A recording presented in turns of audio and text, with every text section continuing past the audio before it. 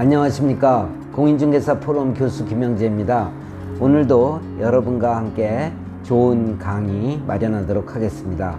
오늘은 51강입니다. 제목은 30일의 공인중개사 중개수입 목표 설정은 입니다. 다시 한번 제목을 말씀드리겠습니다. 30일의 공인중개사 중개수입 목표 설정은 입니다. 잠시 후에 좋은 강의로 여러분들을 모시도록 하겠습니다. 감사합니다.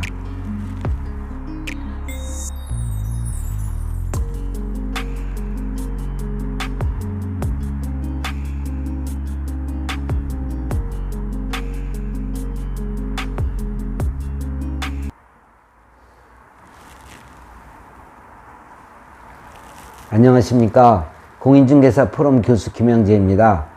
조금 전 설명드린 대로 오늘은 51강이며 제목은 30일의 공인중개사 중개수입 목표 설정은 입니다. 이제 30일의 공인중개사 시험 합격자가 발표되었습니다.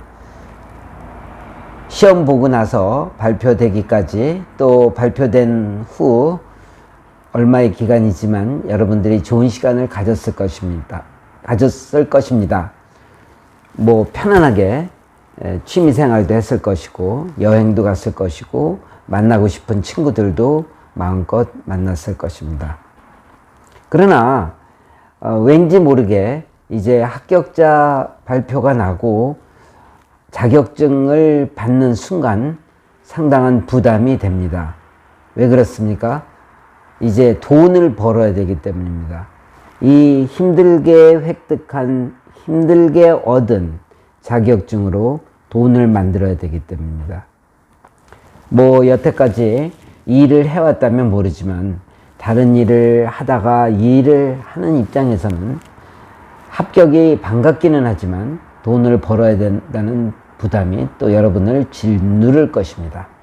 그렇다면 이제 30일의 공인중개사 합격자는 어떤 수입 목표를 가져야 합니까? 어떠한 수입 목표 설정을 해야 됩니까? 오늘은 그것에 관해서 제 견해를 말씀드리겠습니다.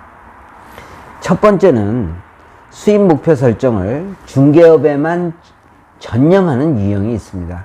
다시 말해서 중개일을 사랑하고 중개일을 좋아하는 유형입니다. 이러한 유형은 중개업 전반을 다 중개합니다. 쉽게 말해서 닥치는 대로 잡식성의 중개를 합니다. 아파트, 주택, 상가, 분양권, 토지, 공장, 창고까지 모든 중개를 다 합니다. 일에 대한 스트레스, 고객에 대한 스트레스는 상당할 수밖에 없습니다. 그렇지만 열심히 일하는 만큼 돈을 벌어들이기 때문에 이와 같이 일을 좋아하는 중개사들은 일에 전념하는 것입니다. 요즘 또 주택 단가가 높아져서 중개 수수료도 만만치 않습니다. 강남의 제가 아는 부동산은 한 달 동안 3억을 번 사례도 있습니다. 물론 1년 내내 그런 건 아니죠. 하지만 중개 수입이라는 것이 잘 될 때도 있고 안 될 때도 있다는 측면에서 볼 때 왠지 좀 불안정해 보이기도 합니다. 중개 수입에만 연연한다는 것이. 우리가 1년을 지내놓고 보면 6개월은 잘 되고 6개월 정도는 안 됩니다. 또 정부 대책이나 또는 그 계절적인 요인이 겹치기도 하면 더욱더 안 되기도 합니다. 특히 이번 정권에서는 상당히 지뢰밭을 밟고 우리가 중개업을 한 느낌이 듭니다. 물론 예상 수입이 생겨서 우리가 늘상 하는 수입 말고 갑자기 계약되는 사례들이 있고 큰 계약건이 터져서 수수료가 예상 외로 커지는 달도 있습니다. 그러나 이러한 것들은 약간의 운도 작용해야 되겠죠.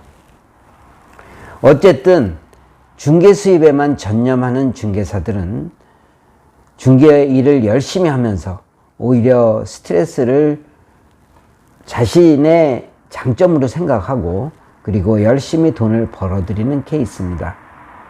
그러나 이러한 중개에만 전념하는 중개사는 수입이 일정치 않아서 많이 벌었을 때와 적게 벌었을 때 수입 지출 배분이 잘 안 될 때도 있습니다. 즉, 다시 말해서 수입이 불안정할 때도 있다는 뜻입니다. 그래서 두 번째는 투자에만 전념하는 유형의 공인중개사가 생겨나는 것입니다. 이들은 자금의 압박을 받으면 중개업은 휴업이나 폐업을 해야 된다고 생각합니다.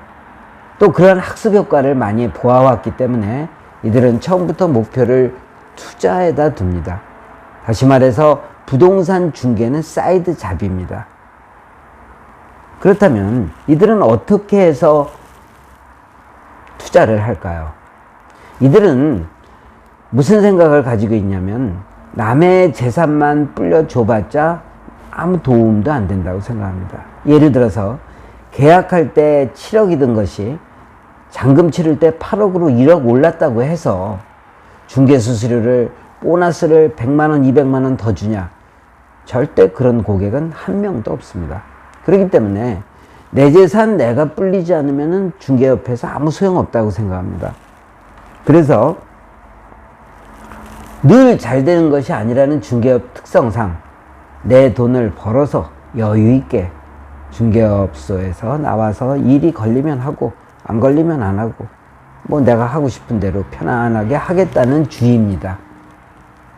이러한 분들은 내 지역에 나오는 싸고 좋은 물건, 그리고 내 지역에 나오는 경매 물건 같은 것들을 매입합니다.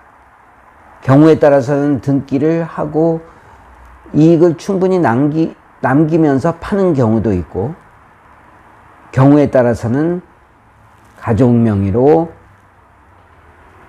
명의를 하여서 또 파는 경우도 있습니다. 어쨌든 싸고 좋은 물건, 좋은 경매 물건을 사서 경매 받아서 낙찰 받아서 손님에게 되파는 겁니다. 물론 명의는 자기 명의가 아니겠죠. 본인이 명의하게 되면 자기 매매가 되니까요. 그래서 집을 몇 채씩, 때로는 건물까지 사서 여유 있게 중개업을 하는 경우입니다. 이런 유형의 중개업자들은 나중에 돈을 많이 벌게 되면 임대사업으로 그냥 나가고 중개업을 폐업하는 경우도 있습니다. 어쨌든 여유롭게 중개업을 하니 남들의 부러움을 살만합니다. 세 번째는 중개업과 투자를 병행하는 중개사의 유형입니다. 사실 이와 같은 유형은 굉장히 바람직하고 제일 좋은 유형입니다. 그러나 사람이 두 가지를, 투자도 잘하고 중개도 잘할 만한 그런 열정과 체력과 능력이 안 되기 때문에 대부분은 중개를 전념으로 하든지 투자를 전념으로 하든지 합니다. 그러나 체력과 능력과 그리고 모든 추진력이 있는 사람은 투자와 중개업을 병행하는 것입니다. 여러분은 어떤 유형을 원하시겠습니까? 중개사만 전념해서 중개업을 해서 한 달에 100, 200, 500, 1000, 200, 2000, 3000, 5000을 벌 것입니까? 아니면 투자를 해서 중개업에서 내가 하고 싶은 대로 편안하게 일을 하면서, 아니면은 투자를 해서 중개 수입을 커버할 수 있는 그런 투자를 하겠습니까? 아니면 투자를 하고 중개업도 다 열심히 해서 여러분 돈을 버시겠습니까? 이 모든 것은 가만히 그냥 있어서 되는 일은 아닙니다. 그렇지만 여러분들이 귀중한 30일의 공인중개사 자격증을 취득하였다면 중개업을 열심히 하든 투자를 열심히 하든 중개업과 투자를 같이 열심히 하든 소정의 성과를 얻어내야 할 것입니다. 다시 말해 중개업에 진입할 생각이 있으시다면 성공을 하셔야 하는 뜻입니다. 반드시 여러분의 중개 수입 목표를 달성하시기 바랍니다. 감사합니다. 오늘은 여기서 강의를 마치도록 하겠습니다. 다음에는 좀 더 여러분의 관심 있는 분야를 개발해서 강의를 하도록 하겠습니다. 감사합니다.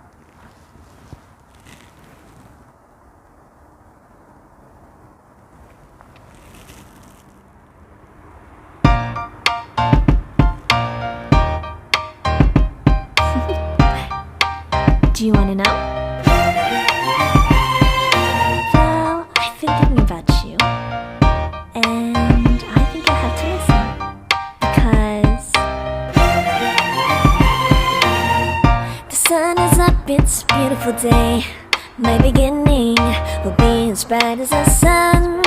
Come, won't you come along? And it feels so bright, it's like luck is raining on me.